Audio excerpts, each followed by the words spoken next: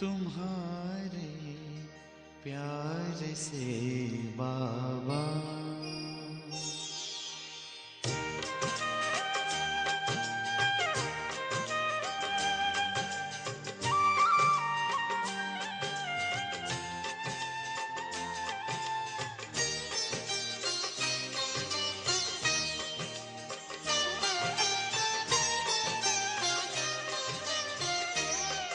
तुम्हारे प्यार से बाबा हुई राहें मेरी उजली।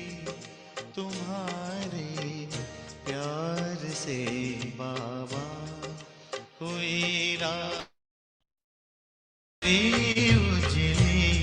रूहानी नजरों ने तेरी अनेकों जिंदगी बदली। रूहानी नजरों ने तेरी अनेकों जिंदगी बदली। तुम्हारे प्यार से बाबा।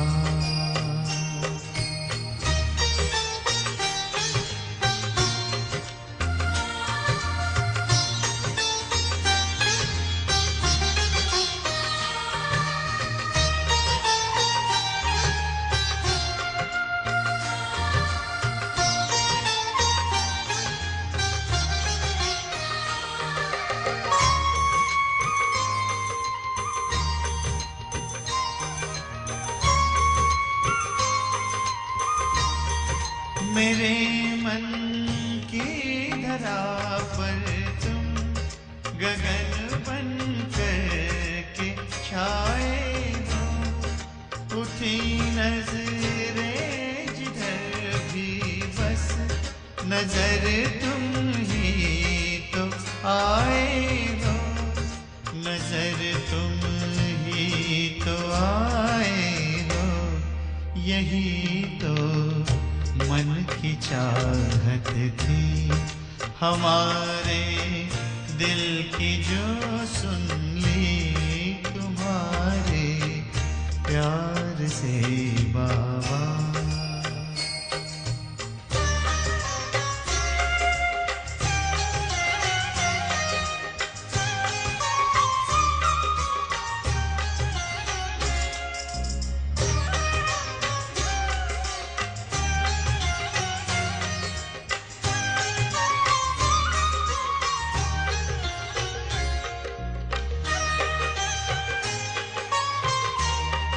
तुम्हारे साथ का एक पल कई जन्मों से बेहतर है।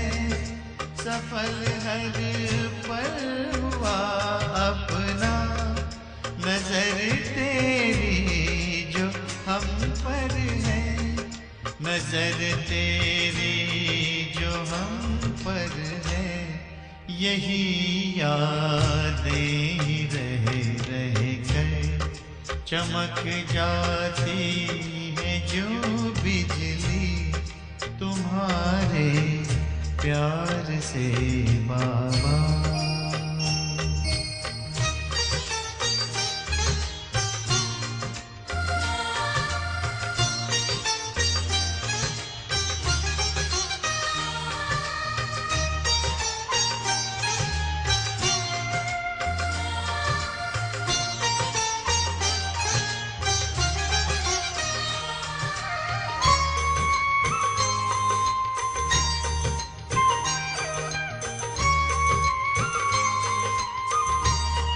लगन तुझसे लगी बाबा।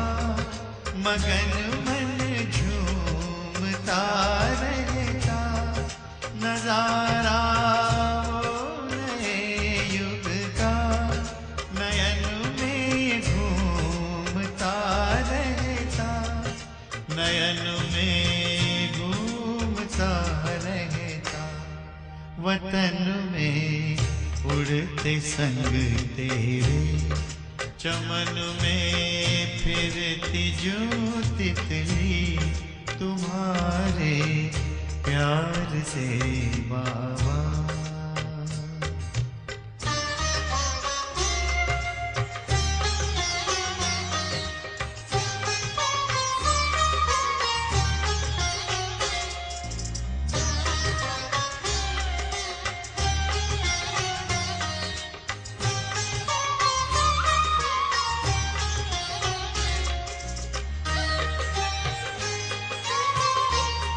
उठा कर प्यार से हमको दिया ऊंचा, हमें आसन सजा कर सद्गुणों से है दिया दिल का है सिंहासन, दिया दिल का है सिंहासन, है लाखों शुक्रिया दिल से, यही आवाज है निकली तुम्हारे प्यार से बाबा।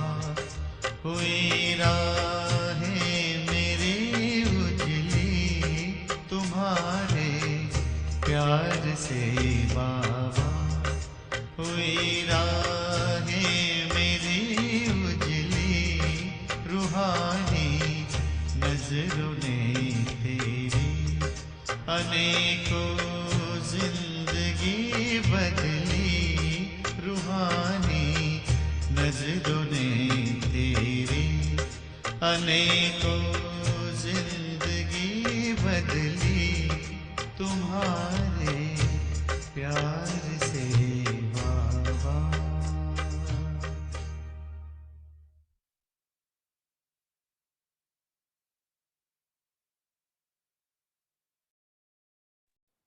ओम शांति। आज हमारे ओम शांति। आज हमारे सीजन की लास्ट मुरली 3 अप्रैल 2012 की, और टाइटल है मेरे को तेरे में परिवर्तन कर, बेफिक्र बादशाह बनो, बाप की मोहब्बत और सेवा में मन को इतना बिजी कर दो जो व्यर्थ आने की मार्जिन ही ना रहे। तो फिर से आज बाबा ने पूरा एक तो होमवर्क दिया, सारा समझाया करना क्या है, और बाबा ने कहा कि मेहनत नहीं करो, बाबा से प्यार है तो बाबा प्यार में तो सब कुछ अपने आप ही हो जाता है। तो एक बात सबसे पहले ये डिस्कस करते हैं कि बाबा से प्यार को कैसे बढ़ाया जाए।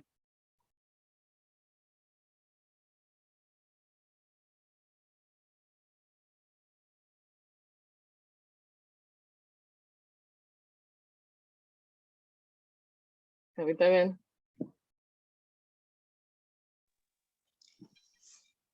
जो बाबा से हमें प्राप्तियां होती हैं उनको हम सामने रख सकते हैं तो बाबा से प्यार बढ़ता है। और बाबा से जो अनुभूतियां होती हैं, मुझे लगता है शायद प्राप्तियां उसमें नंबर 1 पे ही रखेंगे, क्योंकि हमें उसी से ज्यादा प्यार होता है जिससे हमें कुछ मिल रहा होता है। लेकिन साथ साथ ये भी एक्सपीरियंस होता है कि हमें खुद नहीं मालूम कि ये कैसे हो जाता है। हमें नहीं पता ये कैसे हुआ और कब हुआ, लेकिन बस बहुत ज्यादा हो गया। हाँ जी, तो रजत भाई आप बताओगे कैसे बढ़ाया जाए। जो भी कविता बहन ने कहा मतलब सेम ही चीज है, प्राप्तियां सामने रख सकते हैं, क्या मिला है और क्या मिलने वाला है। हाँ, और बाबा ने बोला है कि बाबा से ही अगर एक्सपेक्टेशन किसी से रखना है तो बस बाबा से ही रखना है, किसी और से नहीं रखना है। तो एक्सपेक्टेशन को फुलफिल ही बाबा करेगा, तो देने वाला वो है। तो अपन उसकी महिमा भी करेंगे और उसके अगर वर्च्यूज जो हैं बाबा के को याद करेंगे तो उससे ऑटोमेटिकली अपने को प्यार बढ़ेगा बाबा को से। प्रैक्टिकली हो पाता है ऐसे?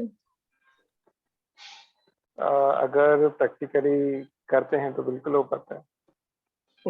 वो होता है ना कि करने के ऊपर है, सोचने से कुछ नहीं है, मतलब एक बार इम्प्लीमेंट करके देखना पड़ेगा। राधा बहन आप कुछ बोल रहे हैं? हाँ, ओम शांति दीदी। प्राप्तियां ही प्यार मतलब याद दिलाती है, ये बात सही है। क्योंकि लौकिक में भी अपन यही सोचते हैं, जिससे प्राप्ति होती है उसी को अपन ज्यादा प्यार करते हैं। तो अब तो बाबा मिला है, तो बाबा से तो प्राप्तियां सारी हैं, तो उसी से सबसे ज्यादा प्यार है। सारे दिन भर बस उसी की याद रहती है, प्यारे बाप दादा की। भाई जी, बाबा से प्यार को कैसे बढ़ाया जाए? प्यार बढ़ाने के लिए जब भी हम कुछ भी काम कर रहे हैं, भोजन बना रहे हैं या बर्तन धुलाई कर रहे हैं या कुछ भी कर रहे हैं, बस बाबा को याद रखना। हाँ जी, तो हाँ जी भाई जी। कि ओम शांति। शांति। इसमें ये बात इम्पोर्टेंट है कि बाबा ने हमें एक ऐसे समय पे हमें चुना जब हम किसी काम के भी नहीं थे देखा जाए तो, और बहुत जन्मों की भटकन थी, इग्नोरेंस थी, कम्प्लीटली अंधेरा था, और एक तरह से देखा जाए तो पूरी दुनिया ने ठुकरा भी दिया हम आत्माओं को, मतलब कोई पात्रता भी नहीं थी। ऐसे समय पे आके भगवान ने हमें चुना। तो जैसे गीता ना, क्या जाने क्या देखा मुझमें, मुझे प्यार कर लिया। ये बात अगर हमें इमर्ज रूप में रहे कि हम उतना डिजर्व नहीं करते थे, लेकिन बाबा ने हमें चूज किया, तो हमारी अब ये रिस्पॉन्सिबिलिटी है कि उन्होंने हमें इतना ट्रस्ट किया है, हम उनके काम आ जाएं। तो जैसे जैसे उनके काम आते जाएंगे तो प्यार बढ़ता जाएगा।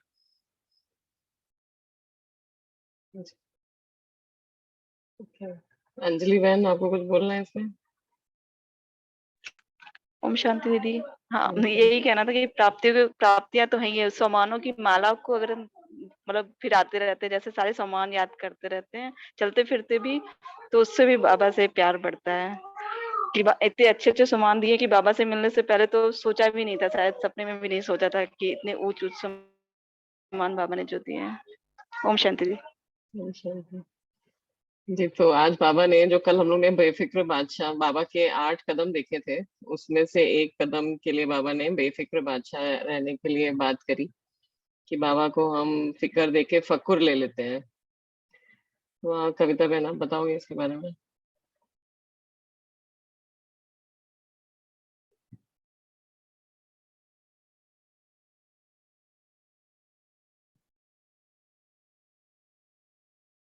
कविता बहन, आप हो? सॉरी, मैं अनम्यूट करना भूल गई थी। ओके। हाँ जी। जो बाबा ने कहा ना, मेरे को तेरे में परिवर्तन करो, मैं संपूर्ण समर्पण करना है, कुछ भी मेरा नहीं रहे संसार में। तो बाबा ने कहा कि सिर्फ एक ही मात्रा का फर्क है, मैं और ते, लेकिन सिर्फ इतना सा करने से आप बेफिक्र बन जाओगे, क्योंकि हमने अपने सारे बोझ, सारी रिस्पॉन्सिबिलिटीज बाबा को दे दी। तो बाबा कह रहे हैं कि इतनी छोटी सी ये विधि है कि जो भी हद का मेरा मेरा है उसको तेरा कर दो, तो आप बेफिक्र बादशाह बन जाओगे। बाबा ने 2 निशानियां भी बताई।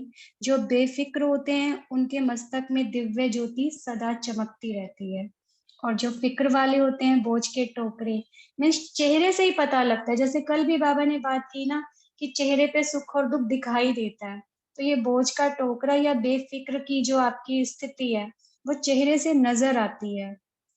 और एक चीज और जो बाबा ने कही कि सारे फिक्र बाप को देकर हमने फखुर ले लिया। फखुर मीन्स हाईएस्ट स्वमान, इतना ऊंचा स्वमान जो संसार में किसी के पास नहीं है।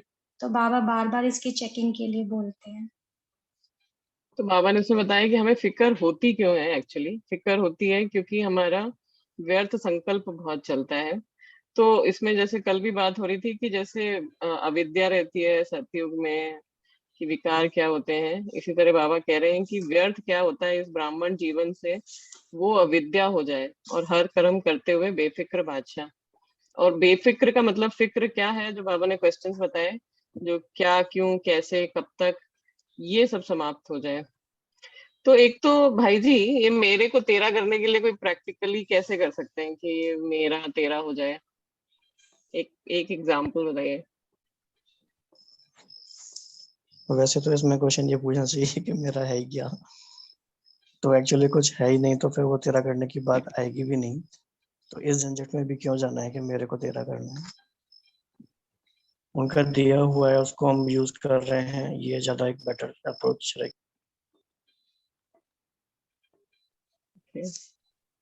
हाँ जी रजत भाई। वही पे ऐड ऑन करते हुए बोलता हूँ कि गांधी जी ने ट्रस्टीशिप मॉडल दिया था, तो ट्रस्टी हैं बाबा के, तो उस तरीके से देखेंगे तो हो जाएगा। और एक चीज और है कि बाबा ने बोला है कि ना, हद को बेहद में कन्वर्ट कर दो, तो बेफिक्र बन जाओगे। जब हद की लिमिटेशन से देखोगे तो तुम्हें फिक्र सताएगी, जब तुम बेहद से देखोगे, लिमिटलेस देखोगे कि अव्यक्त रूप स्थिति में अगर स्थित होकर देखोगे, तो फिर फिक्र नहीं रहती तुमको, फिर लगता है स्वतः ही अपने आप चलता रहता है। सर ये तो ज्ञान की बात हो गई, प्रैक्टिकली कैसे कर पाते हैं? हम्म, अगर हम इसीलिए व्यक्तियों के लिए करें ना, मेरे को तेरे में परिवर्तन के लिए व्यक्तियों के लिए अगर हम बात करें, तो ये वाली बात बहुत हेल्प करती है कि यहाँ पे हर आत्मा अपना रोल प्ले कर रही है। कोई भी मुझसे संबंध निभाने के लिए या मुझे सुख या दुख देने के लिए कुछ भी नहीं कर रही है। ये सब सिर्फ कार्मिक अकाउंट की अकॉर्डिंग सब बना हुआ है सिस्टम, और हर आत्मा सिर्फ अपनी जर्नी पे है। तो ये चीज बहुत हेल्प करती है कि जब मेरा कुछ है ही नहीं है, सब कोई सिर्फ अपनी जर्नी के लिए ही कर रहे हैं, तो फिर अटैचमेंट भी कम होती है इससे। भाई जी इसमें जो सेल्फ टॉक है, वो उसमें अगर कुछ अलग है जो हम कर सकते हैं तो हमारे वो अटेंशन या स्मृति आसान हो जाए कि मेरा तेरा हो जाए। वैसे इसमें एक बात ये भी हो सकती है कि जब किन्हीं भी दो लोगों के लक्ष्य एक से होते हैं, तो वो अपने रिसोर्स शेयर करने लगते हैं, यानी कि वो मेरे को तेरा और तेरे को मेरे में चेंज कर लेते हैं। जैसे मैरिज होती है तो दो आत्माओं के रिसोर्सेज कॉमन हो जाते हैं, उनके अंदर फिर ये बात नॉर्मली नहीं रहती कि ये मेरा है, फिर वो हमारा होता है। तो ऐसे ही बाबा का जो लक्ष्य है अल्टीमेट, और हमारा भी वही लक्ष्य हो जाए, यानी कि हमारे जीवन के लक्ष्य समर्पण हो जाए, तो फिर वो सारा प्रैक्टिकली धीरे धीरे मेरा तेरे में चेंज हो ही जाएगा, क्योंकि वो हमें रिसोर्सेज सारे लगाने पड़ेंगे, और फिर उनके सारे रिसोर्सेज शक्तियाँ खजाने हमारे हो जाएंगे, क्योंकि उनको यूज किए बिना इतना बड़ा काम होगा नहीं।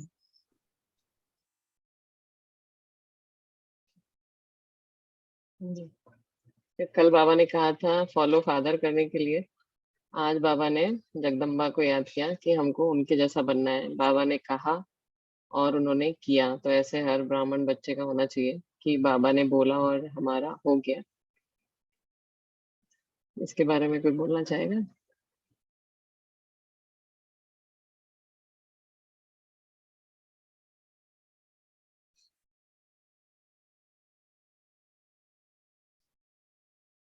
तो बाबा ने आज ये बोला कि ये श्रीमत है बाबा की, आज जो बाबा श्रीमत दे यही है कि बेफिक्र बादशाह बनकर हमें सदा मम्मा को फॉलो करना है और समय और संकल्प को सफल करना है, व्यर्थ नहीं जाए। ये बाबा इस पूरे सीजन में, ये लास्ट मुरली है और बाबा ने पूरे सीजन में इस चीज पर बहुत अटेंशन कराया कि कैसे व्यर्थ को खत्म करना है।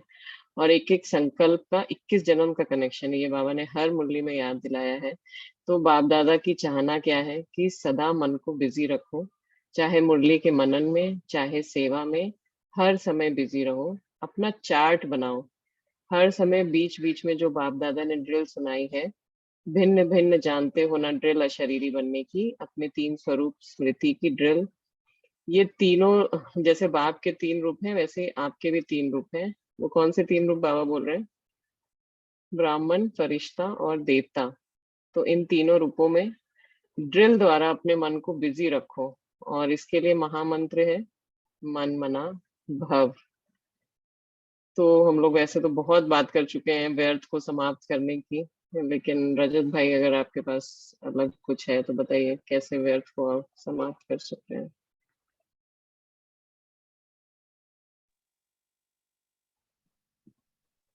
कुछ नया तो नहीं है मेरे पास में, लेकिन वही है कि 5 रूपों का अभ्यास का मैंने बताया था।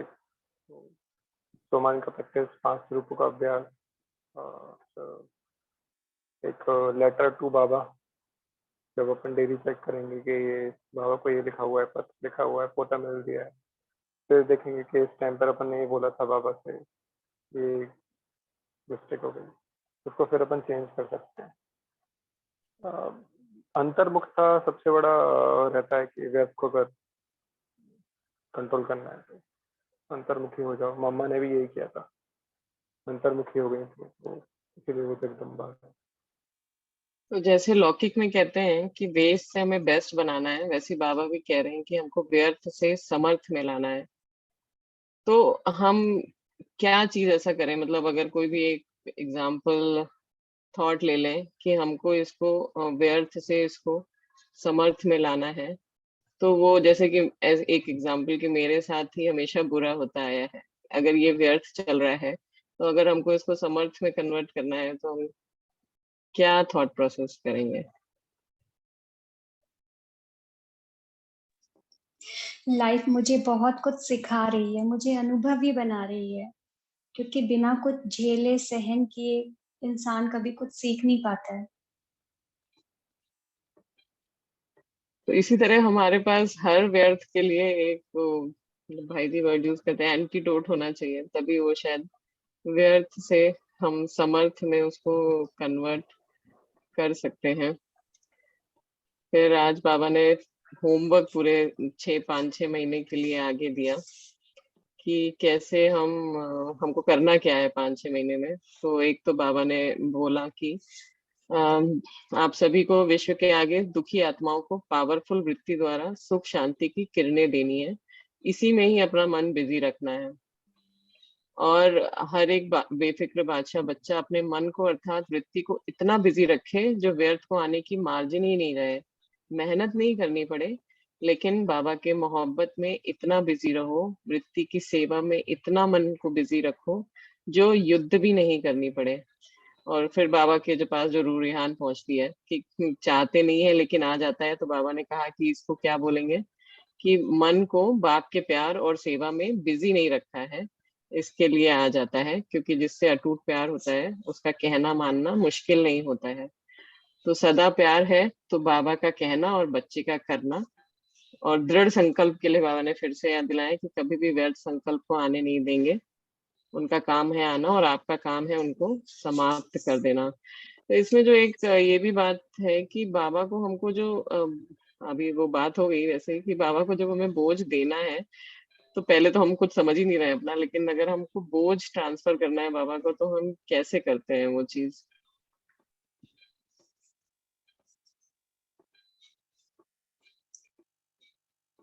नहीं, हम कुछ समझ नहीं रहे हैं अपना, लेकिन बोझ तो फिर भी आ जाता है ना, अपना ना समझो तो भी आ ही रहा है, क्योंकि सूक्ष्म में कहीं ना कहीं अभी वो पूरी डिटैचमेंट होती नहीं है, इसलिए स्ट्रेस टेंशन या कोई भी ऐसी चीजें आ तो जाती हैं। पर जब उनको बाबा के सामने समर्पित करते हैं ना कि बाबा ये आप आपका, क्योंकि अगर किसी बच्चे के बारे में है तो आपके बच्चे की प्रॉब्लम है, या कोई परिस्थिति ऐसी है तो भी बाबा, मेरे तो ट्रस्टी कहो मेरे केयर टेकर कहो वो बाबा ही है। तो और ड्रामा फिर एक्यूरेट है ये बात भी याद रहती है, लेकिन मुझे इसमें कैसे रिएक्ट करना चाहिए, मुझे किस तरीके से सोचना चाहिए, वो हम बाबा से हेल्प ले लेते हैं और बाबा गाइड करते हैं कि क्या सोचना चाहिए। और फिर वो बोझ जब बाबा को हम दे देते हैं ना कि आपको समर्पित है, ये मैंने आपको दे दिया, तो फील भी होता है जैसे कि बाबा का हाथ मेरे सर पे है और मेरे सर से कोई एनर्जी निकली है जो बाबा ने एब्जॉर्ब कर ली। बाबा कई बार कहते हैं ना, बाप ब्लोटिंग पेपर है, तो उस चीज को भी इमर्ज करने से लगता है कि हाँ लाइट हो गए हैं और कोई सोल्यूशन भी मिल गया है। और जितनी बार बोझ आता है उतनी बार बाबा को दे दो, ये नहीं कि हमने दे दिया था ये फिर से क्यों आ गया, जितनी भी बार आए उतनी बार दे दो, हमें रखना नहीं है।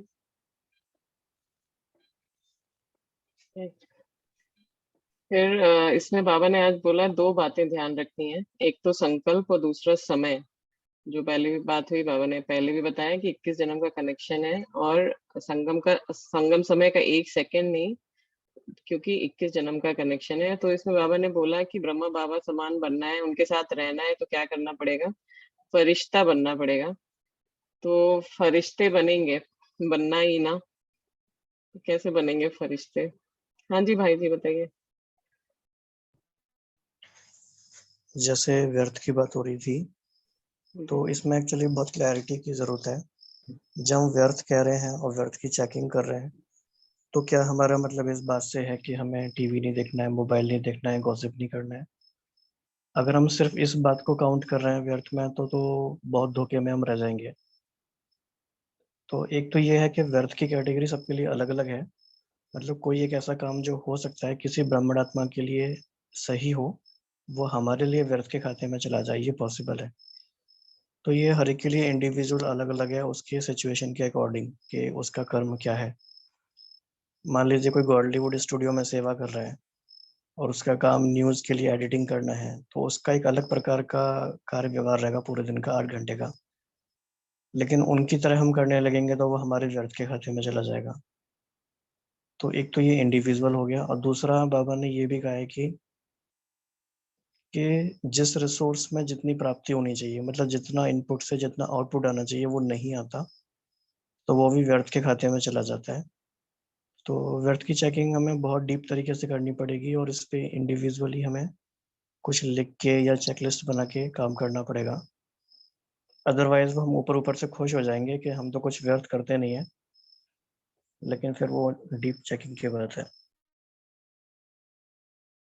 कल की मुरली में भी बाबा ने बोला था जो राय लेनी है बाबा से सब इंडिविजुअली लो, तो उसी तरह हमारा चेकिंग भी बहुत इंडिविजुअल है। ओके, तो हम लोग बात कर रहे थे फरिश्ता बनने की। कविता बहन कैसे फरिश्ता बनेंगे? फरिश्ता उसको कहते हैं जिसका पुरानी दुनिया की किसी भी चीज से रिश्ता नहीं है, किसी इमोशन से, किसी फीलिंग से। विकार तो बहुत मोटी मोटी चीजें हैं, लेकिन ये भी बहुत सूक्ष्म है, क्योंकि हर एक सूक्ष्म फीलिंग जो भी कुछ नेगेटिव है, वेस्ट है, वो सब फरिश्ता बनने में विघन डालती है, क्योंकि सब हैवी चीजें हैं ये। और फरिश्ता मतलब बिल्कुल लाइट। तो फरिश्ता बनने के लिए हमें आत्मा को अपने सातों गुणों की प्योर एनर्जी में स्थित रहना चाहिए। उसका व्यवहार, उसके बोल उन सातों गुणों के आधार पे चलने चाहिए, तो हम फरिश्ता बन सकते हैं। अगर इस पुरानी दुनिया का जरा भी हम पे इफेक्ट आता है, तो वो फरिश्ता बनने में विघन डालता है, क्योंकि वो एक हैवी एनर्जी है इस दुनिया की।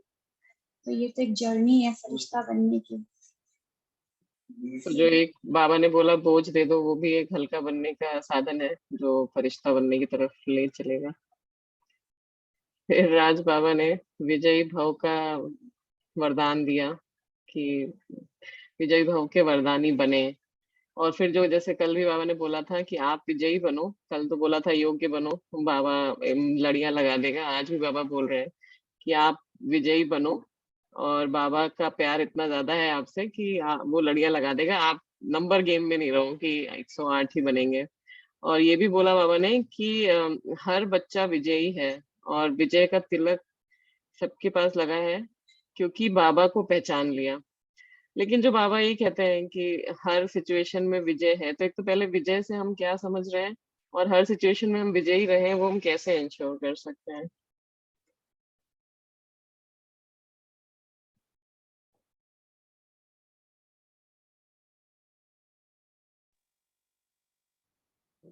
विजय से क्या समझ रहे हैं, इसका एक जो इन्फ्रेंस निकाल सकते हैं कि जो कितने हद तक सोल कॉन्शियसनेस स्टेट पर तुम पहुंच चुके हो, तो वहां से तुम्हारा जो बॉडी के साथ में डिटैचमेंट स्टार्ट हो जाएगा। तो कितने हद तक वहां तक तुम पहुंच चुके हो। दूसरा क्या पूछा था आपने? कि हर सिचुएशन में हम विजयी रहे वो कैसे इंश्योर करें? इसके ऊपर अभी कुछ नहीं बोल पा रहा। मुझे लगता है विजयी भव का जो वरदान बाबा ने दिया ना, हर सिचुएशन में, मीन्स कभी भी हम अपनी एनर्जी लूज ना करें, तब हम कहेंगे विजयी। अगर हम हमेशा हमारी एनर्जी वेस्ट ही हो रही है, कभी व्यर्थ चलता रहता है, या व्यर्थ कर्म हो जाते हैं, या व्यर्थ गोल हो जाते हैं, तो हम उसको विजयी नहीं कहेंगे। फिर तो हमारी एनर्जी चली गई ना। तो हर कंडीशन में हमारी एनर्जी रहनी चाहिए, वो वेस्ट में जानी नहीं चाहिए, वो बढ़नी चाहिए हमेशा। तो हम कहेंगे हम विजयी भव के वरदानी है, हमारी विजय यानी उन्नति हर पल हो रही है। भाई जी। हाँ जी। इसमें बाबा ने एक बार कहा जैसे कि बाबा कहते हैं तुम्हारी इक्वेशन है निश्चय बुद्धि विजयंती। तो बाबा जैसे ट्रिक से क्वेश्चन पूछते हैं, तो बाबा ने पहले पूछा कि निश्चय है? चारों बातों में तो बच्चे कहते हैं हाँ है। फिर बाबा कहते हैं फिर तो हर बात में विजय होती होगी जब निश्चय है। तो तो फिर बच्चों ने कहा नहीं विजय तो परसेंटेज में है। तो फिर बाबा ने कहा कि क्योंकि संपूर्ण निश्चय नहीं है इसलिए संपूर्ण विजय नहीं है, और संपूर्ण निश्चय नहीं है इसीलिए ही बोझ भी ले रखा है और इसलिए व्यर्थ भी चलता है। और ये प्रैक्टिकली भी है लाइफ में। कोई अगर हमें कहे कि नहीं तुम्हारा ये काम हो जाएगा, आप हमारे ऊपर निश्चय रखो, और फिर भी अगर हमारे संकल्प चलते हैं तो इसका मतलब ये है कि निश्चय भी परसेंटेज में है। निश्चय हो जाएगा तो व्यर्थ भी खत्म हो जाएगा और विजय भी हो जाएगी। तो विजय मतलब हुआ क्या फिर? मतलब निश्चय ही विजय है, लेकिन हर प्रैक्टिकली हर सिचुएशन में विजय कैसे फील कर सकते हैं? विजय का मतलब फिर ये हुआ कि हर संकल्प सफल हुआ, कुछ भी व्यर्थ नहीं जाएगा, तो वही विजय में काउंट होगा। तो मान लीजिए हमने अगर आज निकाला कि मुरली से हमें ये करना है, तो at the end of the day if we are able to complete, then हम विजयी हैं। इस बारे में ना बाबा ने एक बात ये भी बताई हुई है, सपोज कोई परिस्थिति आई, आप उसमें वैसे विजयी नहीं हुए, लेकिन आपने उससे कुछ सीखा, आपको एक लेसन मिला, तो भी वो विजय में ही काउंट होगा। आपने गंवाया नहीं, लेकिन उससे कुछ पाया है।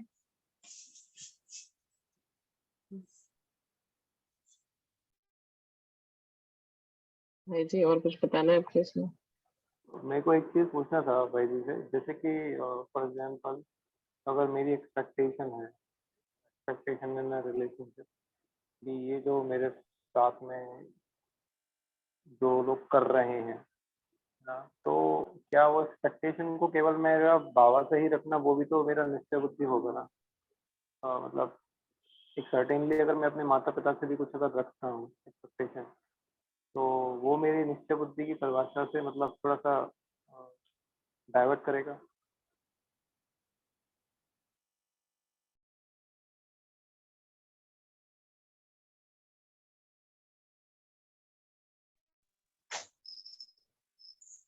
शिखर बहन आप बताइए अगर आपको समझ आए तो।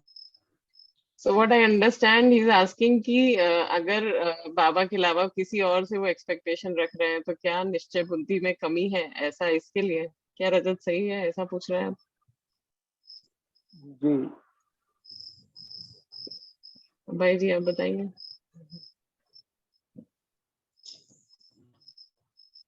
निश्चय बुद्धि यथार्थ आई थिंक ये होगा कि बाबा समय पर हमें किसी न किसी के थ्रू मदद दिला देंगे।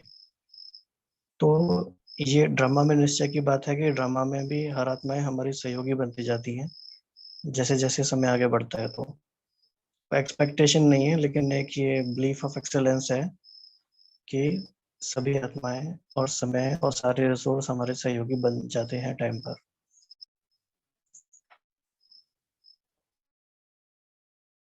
बेसिकली एक्सपेक्टेशन तो पहले ही नहीं होना है, एंड बिलीफ रखना कि जो जिस समय चाहिए होगा वो अपने आप प्रोवाइड कर दिया जाएगा।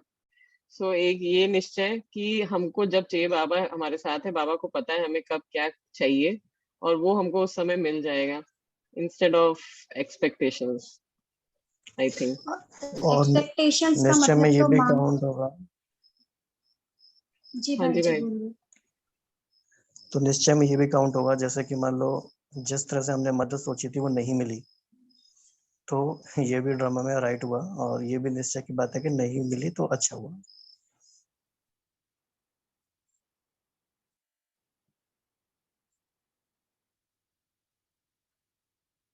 ओके हाँ कविता बहन आपको बोलना है? एक्सपेक्टेशंस रखना तो मांगने का ही एक रूप हो गया ना, जिसको बाबा हमेशा कहते हैं कि हमेशा देने वाले बनो, मांगने वाले नहीं। चाहे वो किसी भी तरह की एक्सपेक्टेशन है, पर वो है तो मांगना ही ना।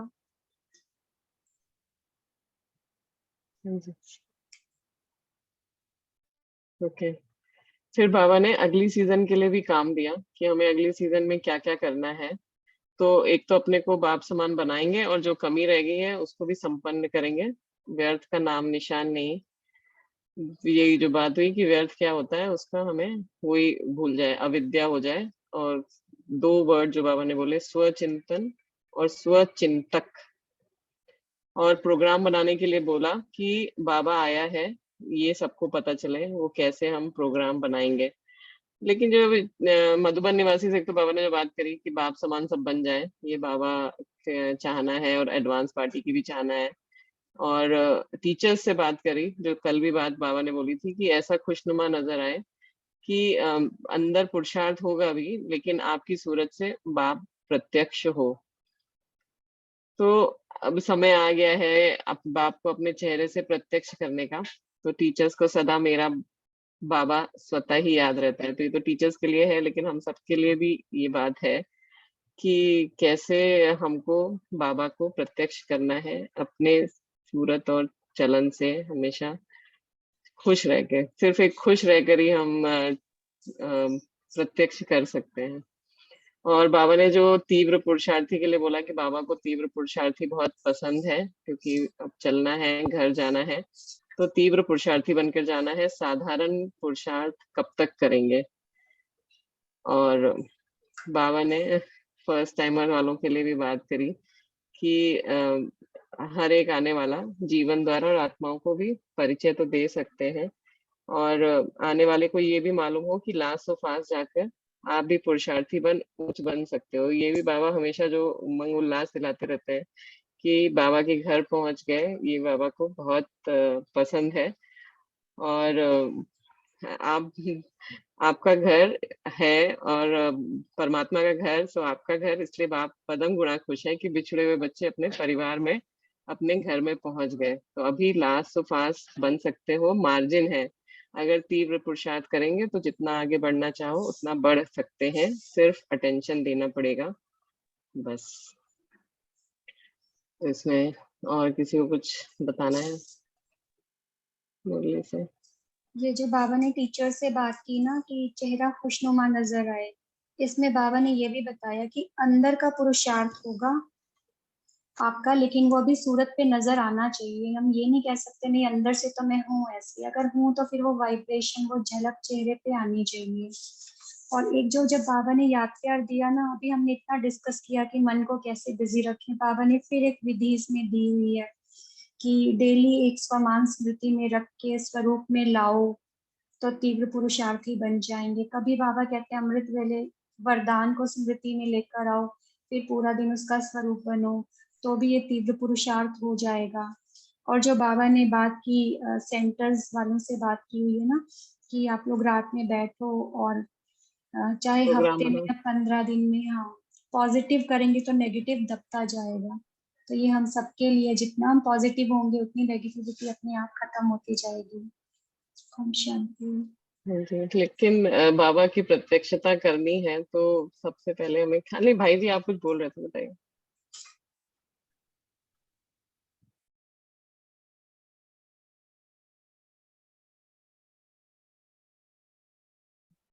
भाई जी आप बता रहे हैं कुछ?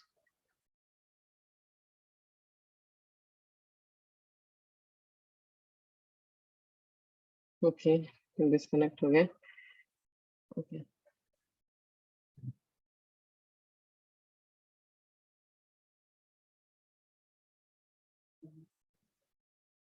हाँ भाई जी आप कुछ बता रहे थे?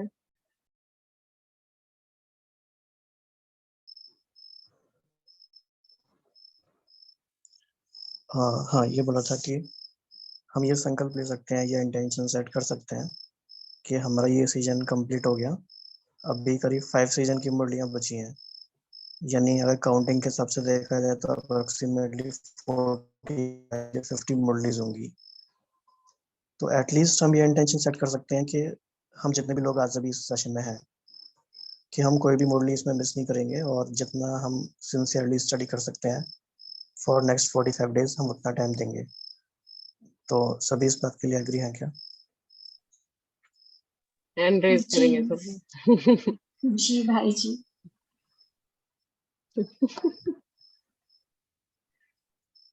भाई जी आप भी हैंड रेज करिए। हाँ जी।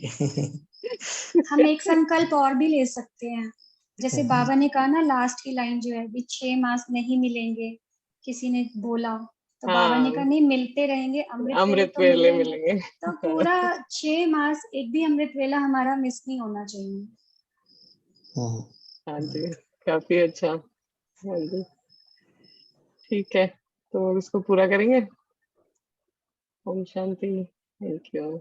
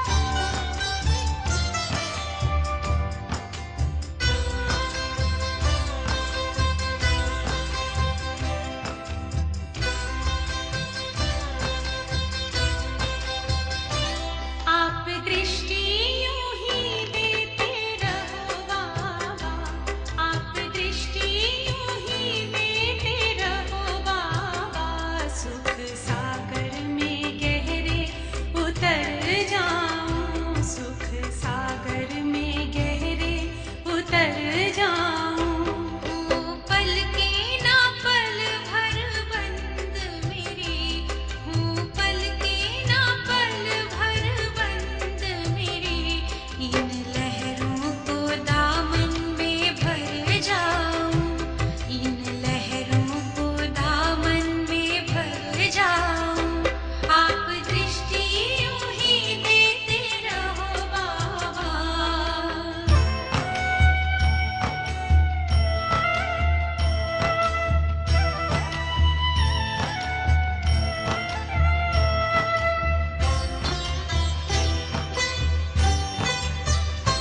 हो गए अपनी हाल ही नैना, बाबा आपकी रूहानी नजरों से, पा लिया है मुझे था जो पाना, ये आवाज निकले अंतर से। आप शक्ति यूं ही भरते रहो बाबा, आप शक्ति यूं ही भरते रहो बाबा, इस देह